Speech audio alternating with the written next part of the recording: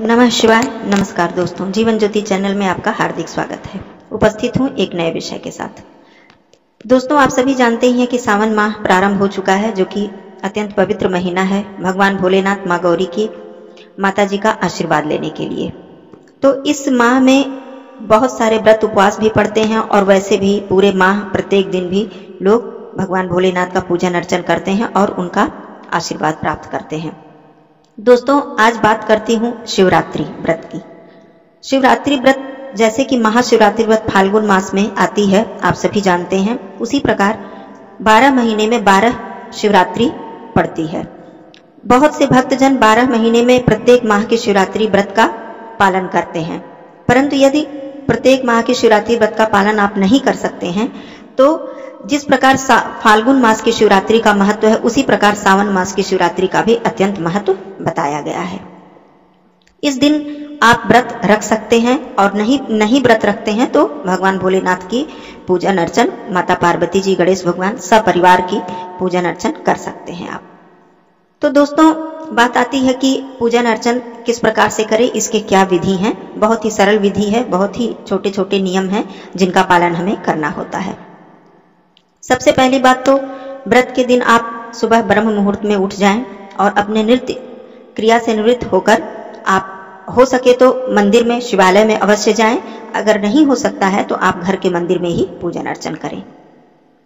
शिवालय यदि आप जाते हैं तो भगवान भोलेनाथ जी के लिए जल और सारी सामग्री, चंदन, पुष्प, बेलपत्र, शमीपत्र, भांग, धतूरा और कुछ मीठा उनके लिए, भोग के लिए, और गंगा जल, दूध से अभिषेक करते हैं तो अत्यंत शुभ फल प्राप्त होता है। यदि दूध नहीं उपलब्ध है तो आप गंगा जल से भगवान भोलेनाथ जी का अभिषेक कर सकते हैं। वैसे तो सबसे बड़ी बात तो श्रद्धा और भक्ति है। यदि आपके पास सामग्री पूरी न भी हो पाए तो आप अत्यंत श्रद्धा और भक्ति के साथ उनका पूजन अर्चन करें। भगवान भोलेनाथ एक लोटा जल से भी प्रसन्न हो जाते हैं।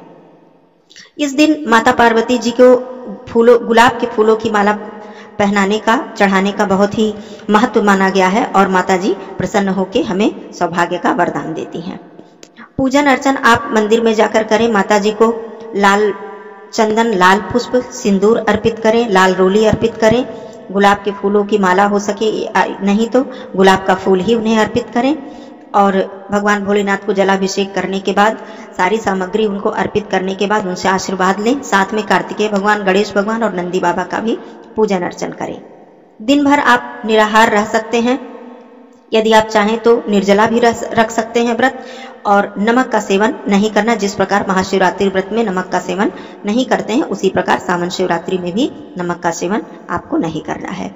दिन भर व्रत के दौरान आप फल, दूध, मीठा फलाहार बनाकर आप खा सकते हैं और भगवान भोलेनाथ, माँ पार्वती जी का जप आप कर सकते हैं। नमः शिवाय स्त्रियां और पुरुष ओम नमः शिवाय का जप कर सकते हैं। इस दिन दोस्तों मान्यता है कि आटे का शिवलिंग बनाकर यदि ओम नमः शिवाय या नमः शिवाय का जप करते हुए उनका दूध से या जल, गंगा जल से अभिषेक किया जाए तो संतान संबंधी बाधाएं दूर होती हैं। और माँ पार्वती जी को, जैसा कि मैंने बताया, गुलाब के फूलों की माला पहनाने से विवाह संबंधी दोष दूर होते हैं। तो आप दिन भर व्रत करें और भगवान भोलेनाथ, माँ पार्वती जी का ध्यान करें। उनके मन ही मन में मानसिक रूप से उनके मंत्रों का जाप करें। शाम के टाइम प्रदोष काल में इनके पूजन का बहुत महत्व है और सबसे ज्यादा महत्व है रात्रि जागरण का। यदि आप रात में जग सकती हैं या जग सकते हैं तो जरूर जगकर उनका ध्यान करें। उनका पूजन अर्चन करने के बाद मन ही मन में भगवान भोलेनाथ का ध्यान करें। अब प्रदोष काल में आप हो सके तो शिवालय अवश्य जाएं और उसी प्रकार से भगवान भोलेनाथ का पूजन अर्चन, माँ भगवती का पूजन अर्चन करने के बाद एक घी का दिया मंदिर में अवश्य जलाएं। धूप जलाएं, घी का दिया मंदिर में अवश्य जलाएं और वो दिया कुछ देर, इतना उसमें घी या तेल, जो भी, अगर घी नहीं उपलब्ध है तो तिल का तेल ही ले सकती हैं, उसे मंदिर में वो कुछ देर तक जलता रहे। इतना उसमें घी पर्याप्त मात्रा में डाल दें कि कुछ देर रात्रि तक वो दिया जलता रहे। शाम को प्रदोष काल में पूजन अर्चन मंदिर में करने के बाद आप घर पे आएं। घर पे आने के बाद अपने घर के मंदिर में भी भगवान का पूजन अर्चन करें, उनसे आशीर्वाद लें। रात्रि में कुछ देर जरूर, पूरी रात नहीं जग सकते तो रात्रि में मध्य रात्रि तक तो अवश्य ही जागरण करें। भगवान भोलेनाथ, माँ गौरी जी की, साथ में गणेश भगवान जी की, उनके सब परिवार की आरती करें। आरती करने के बाद कुछ मीठा भोग लगाएं, फलाहार का भोग लगाएं, जिससे कि उस भोग को आप बाद में ग्रहण, कुछ देर के बाद आप खुद भी, स्वयं भी और अपने परिवार में भी उसको दे सकें, ग्रहण कर सकें। अब बात आती है कि सुबह रात भर पूजा करने के बाद सुबह व्रत का पारण कैसे करें। तो व्रत का पारण का वही नियम है कि सुबह स्नान करके भगवान भोलेनाथ की पूजा अर्चना, माँ गौरी जी की पूजा अर्चना, आरती करने के बाद आप कुछ मीठा ही भोजन में, मीठा और सात्विक भोजन ही पहले ग्रहण करें, उसके बाद आप कुछ भी खा पी सकते हैं।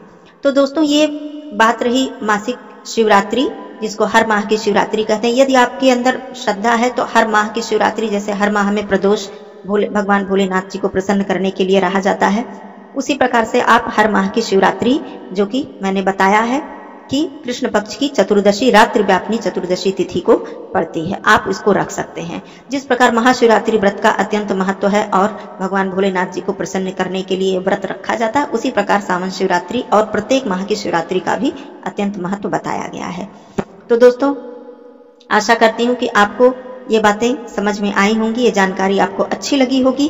तो आप सभी इस व्रत को रखें, इसका पालन करें और भगवान भोलेनाथ, माँ पार्वती जी का आशीर्वाद लें और उनको प्रसन्न करें, अपनी मनोकामना को पूर्ण करें। आप सभी को सावन माह की शुभकामनाएं, और तब तक के लिए, अगले वीडियो तक के लिए आप सभी को नमस्कार, धन्यवाद, नमः शिवाय। दोस्तों, यदि आप मेरे चैनल पर नए हैं तो प्लीज मेरे चैनल को सब्सक्राइब जरूर कीजिएगा, लाइक और शेयर भी कीजिएगा। मेरा वीडियो यदि अच्छा लगता है तो कमेंट के माध्यम से मुझे बताइएगा।